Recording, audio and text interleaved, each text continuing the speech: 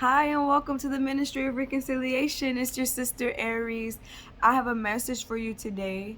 The Lord gave me a vision and He gave me a word for you. All right.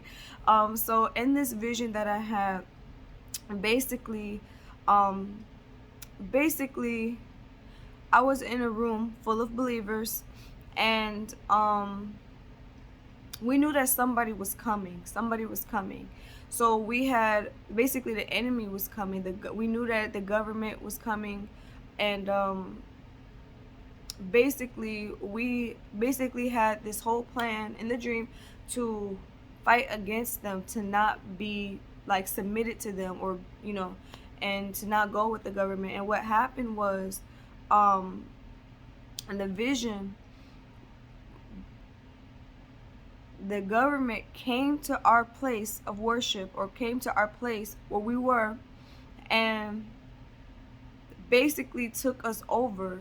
They gave us new names. They gave me a new name. This is in a dream. They gave me a new name, and they gave me a name tag, and they gave me a new name, and they basically lined us up, and they were gonna take us somewhere. We don't know where, but they were just gonna take us. And it's because in the dream we had refused to submit to them. We refused to live by their, by whatever they were trying to mandate, or whatever they were trying to do in the vision. And they wasn't accepting that. The reason why was because we are, religious, or God's people. They wasn't accepting that. They refused to even listen to us. They just took us and overruled whatever we was trying to tell them, why we can't go with them, or why we can't do what they want us to do. So what happened was, they y'all, they took us, and right when we were in the line, I had saw a bathroom, and my husband was in front of me. My husband was with me, and I whispered to my husband that, hey, let's just jump out, let's go out, let's go in the bathroom and jump out the window. And all of a sudden, I just went in the bathroom automatically, and I was afraid that my husband was too afraid or too scared to come and come with me to escape the you know the because I don't know where we was going, but clearly it's some type of slavery or bondage or something, because they're taking us and giving us new names.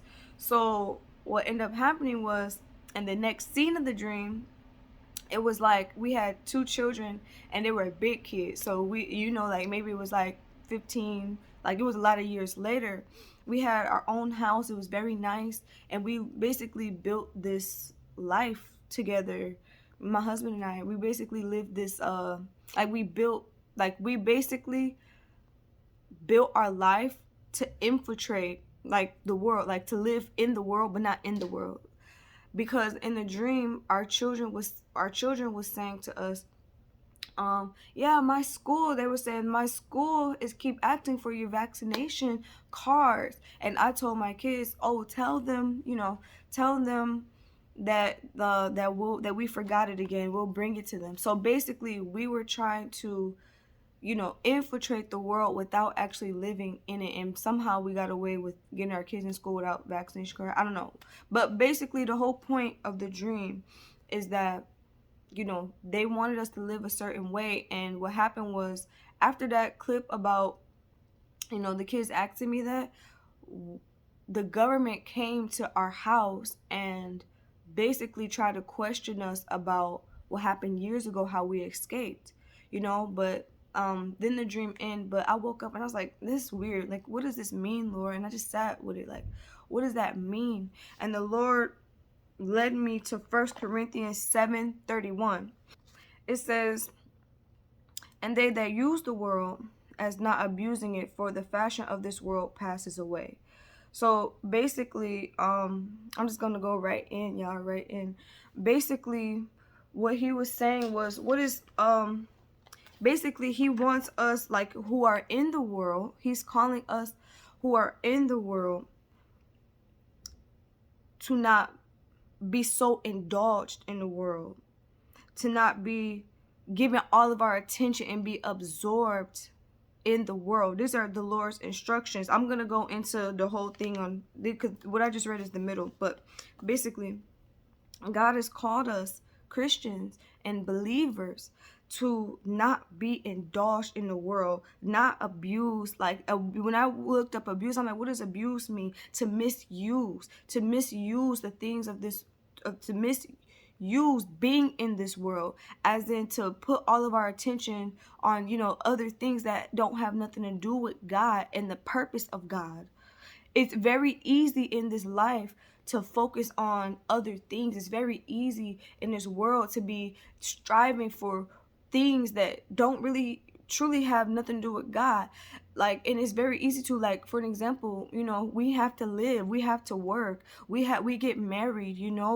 This is why in the further scriptures it literally says, I say, brethren, time is short. It remains that both they that have wives be as though they had none. Like, basically, like, those who have wives live, like, be as though that you don't have a wife. And they that weep as though they weep not. And they that rejoice as though they rejoice not. And they that buy as though they possess not. And they that use this world as not abusing it, for the fashion of this world passes away. Like, it can, like, really, the language of this scripture can really, and what it was talking about was about, it goes into talking about the unmarried and the married, because when you're married, you focus on, more of the worldly things, how you can please your husband. You guys got to read it. It's 1 Corinthians 7, how you have to please your husband, or when you're married, how you can please your wife. And it takes away from the true, it's like a distraction.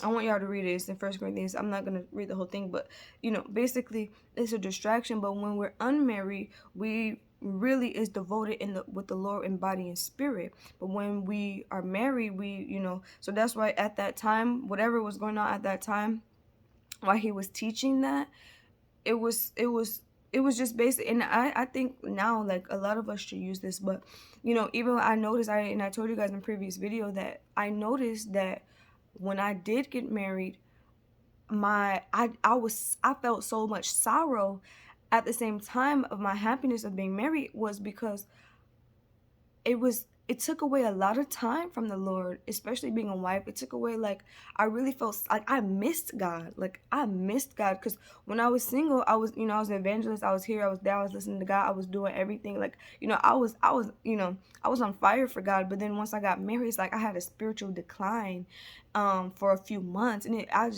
was really, like, sorrowful about it. And it was like I didn't get to really spend that much time. Like, it's just like it can really consume you. Like, are we humans right now? Are we here? We talking, y'all? It really consumed me. And I know y'all understand what I'm trying to say. Like, trying to get this together, trying to get that together. You might have kids. You might be having a baby, And it's just like, you have to get your house together. You got to find a job. You got to go to work. You got to And it can all consume you. Not only that, but, like, social media and just other issues and all this other stuff. It can just really consume you. But basically what God is saying today, the reason why, the most important part that I want y'all to get out this video, I know I went everywhere, but the most important part I want y'all to get is that it says, basically, how he was talking about, like, to live as though, like, you are not this and that. It's really because it says, for the fashion of this world passes away. When that really spoke to me this morning, the fashion of this world, meaning the present form of this world, is passing away. The most important part I want you to get is that if y'all really think about it, in the past, there's a lot of history where people suffered, slavery, Holocaust, war, going through the Depression, all of that. I mean, there's so much history, that we went through, and it was hard times. And some of us were just so consumed with this first world that we don't, and then I guess everybody see, because, the coronavirus, how this is like bad history. Like, we're literally going through history right now, and we're making history right now. And this is the bad part. And sometimes we could just be so consumed, But God really showed me in that dream that the fashion of this world. This world, the way it is, especially in America, is changing. We're becoming more and more and more slaves, like more like slaves in America, more like becoming more communistic every day in America. We're not free. We're not free. And that's the truth. Like, we're not free to choose what we want. We're not free to think how we want. We can't say what we want anymore. And this if y'all and you know what, we can't even say what we want unless it agrees with what they think or what they put out. Because if we don't, we get silenced, we get jailed, we get shut down, we get our stuff banned, we can even go to jail for it, or what is it called, canceled. We get canceled just because we speak our opinions. Nobody's allowed to speak their opinion. Everybody's offended. Everybody's on watch. You got freaking, what is it called? Censors everywhere. This country is coming more communistic every day, and it's really horrible. It's a really horrible thing to see before your eyes what is going on. And that dream really, like, I didn't really understand the dream at first, but now I understand what God was trying to say. The fashion of this world passes away. The fashion of this world, and I'm not only talking about America, because it's worse in other countries, but I'm American, so I have to talk about where I live, but even like, Canada, United Kingdom, the fashion of having little freedom, the fashion of being able to speak what we want to say, choose if we want to get this or that, do what we want to do, and not in any like, crazy wild, but believe in what we want to believe, reading this word. It's coming a time, guys, but we ain't gonna be able to do that. And that's the truth. And we will be persecuted for it. Y'all reading your Bibles? The same thing that happened to them, bro. The same thing that happened. we got it coming. And we already having it. A taste of it. I'm talking about in America. But just imagine other countries. North Korea. Equatorial Guinea. Yeah, it's really horrible, guys. Anyways. So that's the point. God specifically do not want us to indulge ourselves in this world. Keep indulging ourselves, worrying about this, worrying about that. You need to know who you are. I'm talking to you, my brother and my sister. You need to know who you are. Start really doing what the Lord asks you to do. Start really preparing, because this is not like a video, oh my God, the end of the world type of video. No, but start preparing, because the fashion of this world passes away. Make sure that you're not in the position to be a slave. Be bold enough. Like in the dream, I was bold enough to jump out the window, because I ain't about to be no slave. I found the way out, and I went that way out. Gladly, my husband came with me. Anyways, yeah, in the dream. Position yourself to not be a slave to the government. The fashion of this world is passing away. Things about to really change. And that's the whole point of what God was trying to say this morning, y'all. Stop indulging yourself in the world, worrying about getting that house, getting that car, getting this money, doing this, doing that, looking cute, all that. Okay, it's serious, because all of that stuff doesn't matter at the end of the day. If they want to take your house, at the end of the day, it's becoming more communistic. They're going to take your house. They're going to do what they want. They're going to take you to concentration camps. They're going to shut your lights off. They're going to persecute you. They're going to take away your money, take away your job. They're already doing that, threatening your livelihood unless you do what they say. You get what I'm saying, guys? Anyways, pray about what I just said or prophesied, or what God has told me this morning. Pray about it and ask God, like, what is something that I'm misusing right now in the worldly way? What is something that I'm overindulging in? What is something that I'm abusing? What is something that you want to show me, God? I want y'all to start pressing in and praying about that, you know? And you know, I feel it's on my heart that I need to say. Some people ask, how do you hear? How do you hear from God? How do you, like, you know, I just want to encourage you to press in and seek God with your whole heart. If you want to hear from God, I used to be upset, like, God, I want to make a YouTube video. I want to talk to you people, but I don't know what to say. What you want me to say?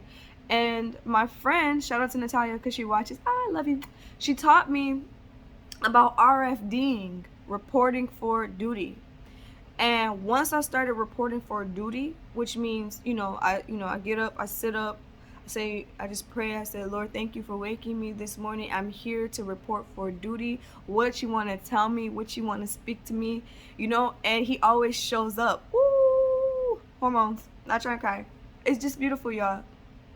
He always shows up. So if you want to hear from God, this is a little tip that I want to encourage you to RFD, report for duty. Get up in the morning and ask him to speak to you, ask him to listen. I promise you he will. Sometimes you don't hear him automatically. Sometimes I be like, look, I'm sleepy. I got up early. I want to hear you. But God, I'm here. You want to talk to me in my dreams? You want to give me a dream or whatever? I go back to sleep and then he speaks to me. So he tells me what he wanted to say. So thank you for watching, guys. God bless you. Take care.